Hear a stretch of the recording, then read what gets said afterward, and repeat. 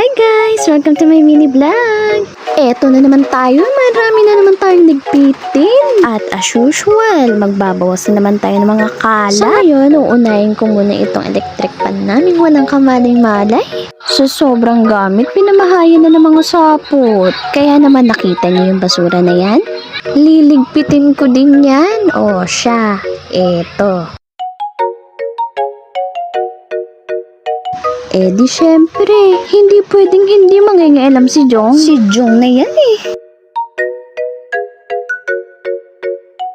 Gumagawa pa ng paraan para makisawsaw sa ina. Baka Jong yun. Sa wakas, natapos din. Pero wag ka, there's more, Mare. Pero syempre, kahit maraming gawain sa bahay, bawal mapagod, bawal magreklamo.